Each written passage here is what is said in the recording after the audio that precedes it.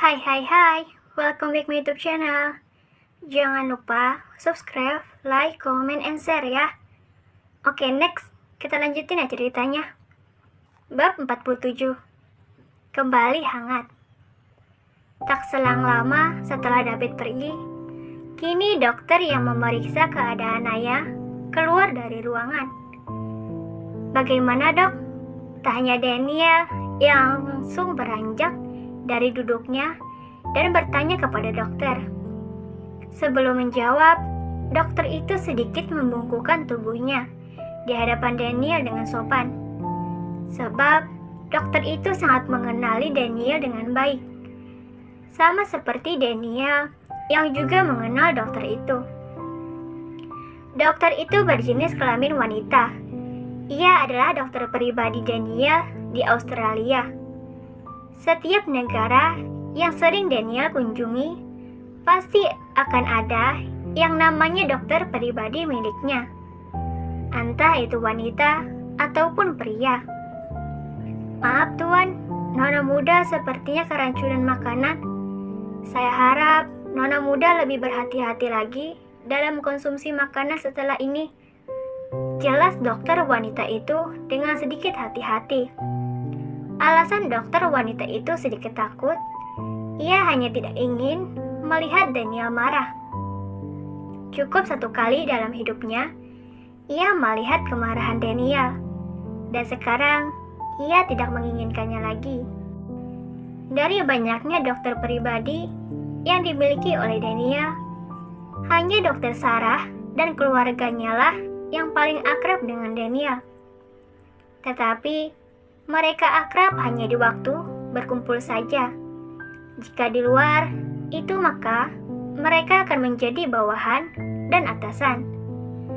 Dokter Sarah tidak berani mengangkat kepalanya untuk melihat wajah Daniel. Ia hanya menundukkan kepalanya saja dari tadi. Daniel masih diam. Ia tidak mengucapkan sepatah kata pun. Tanpa banyak pikir, Daniel meraih ponselnya dan menekan ID sekretaris Abai. Tidak menunggu waktu yang lama, baru saja Daniel menekan nomor sekretaris Abai, telepon langsung tersambung. Kumpulkan semua orang yang tadi malam istriku beli jualannya. Perintah Daniel dengan tegas dan terdengar mengerikan di telinga dokter Sarah. Sementara sekretaris Abai yang menerima perintah itu, ia langsung saja mengiyakan. Sekretaris Abai pun ikut marah. Ia langsung memerintahkan beberapa bawahan Daniel untuk mengumpulkan orang-orang yang tadi malam berjualan. Tadi malam setelah keluar dari restoran, Naya menginginkan untuk makan jajanan pinggir jalan yang ada di Australia. Daniel yang tidak tahan melihat istrinya merengek, mau tidak mau, ia harus menyetujuinya. Tujuan Daniel adalah ia tidak ingin yang lain juga ikut keracunan seperti istrinya.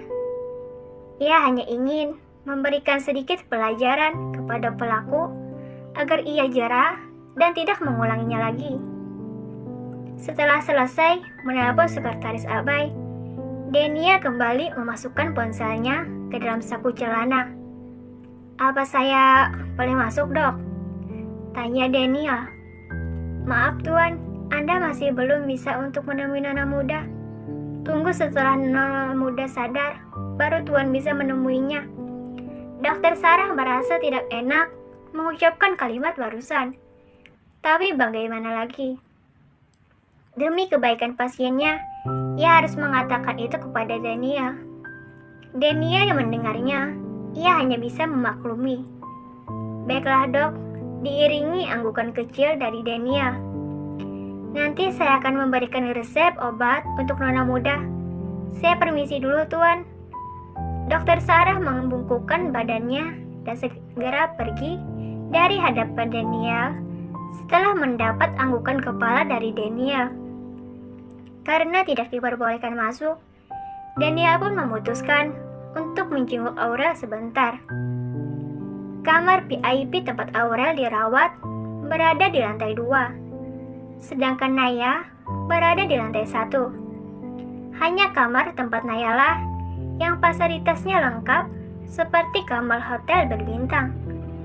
Karena itu sudah disiapkan oleh Daniel sangat lama. Sebelum pergi, Daniel mengintip Naya dari kaca kecil yang bisa melihat keadaan di dalam. Ia tersenyum lirih dan begitu mengkhawatirkan keadaan istri tercintanya.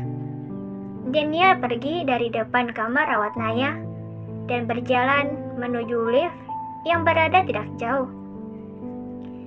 Sesampainya Daniel di depan kamar tempat Aurel dirawat, ia kemudian mengetuk pintunya. Tak selang lama, satu suster yang menjaga Aurel membukakan pintu. "Maaf tuan, apa Anda keluarga pasien?" tanya suster itu dengan sopan dan ramah. "Ya, saya kakaknya," jawab Daniel dingin.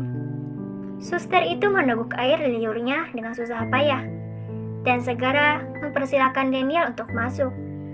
Daniel berjalan di depan dan diikuti suster itu. Dapat Daniel lihat bagaimana keadaan Aurel sekarang. "Sekejam itukah dia menghukummu?" ucap Daniel sedikit terkejut ketika melihat keadaan Aurel yang sekarang dipasangi beberapa alat bantu. Daniel duduk di kursi yang ada di kamar itu. Ia memegang telapak tangan Aurel. "Hai Aurel adikku," sapa Daniel dengan lembut. "Apa kau tahu, dulu aku pernah iri denganmu karena mendapatkan kasih sayang dari ayahku," ucap Daniel yang bercerita masa lalunya. Meskipun waktu itu Daniel sudah dewasa, akan tetapi rasa iri tentu ada dalam diri seorang anak yang melihat orang tuanya lebih perhatian dengan orang lain. "Bahkan aku sangat membencimu dulu. Tapi bagaimanapun kau tetaplah adik angkatku. Ibumu itu sangat bodoh. Dia malah memperlakukanmu dengan jahat. Kenapa waktu itu kau tidak ceritakan semuanya kepada ayah?" Daniel berbicara sendirian. Jujur saja, Daniel sangat jarang berbicara panjang lebar dengan Aurel. Bagi Daniel, berbicara dengan Aurel hanya akan membuang-buang waktu saja. Apalagi dulu, Aurel sempat mencintainya. "Kau pasti kuat. Aku sangat berterima kasih kepadamu karena sudah menyelamatkan istriku dari bahaya." Daniel mengucapkannya dengan tulus dan berjanji akan hangat kembali kepada Aurel ketika ia sembuh nantinya. Terima kasih. Jangan lupa subscribe, like, comment, and share ya.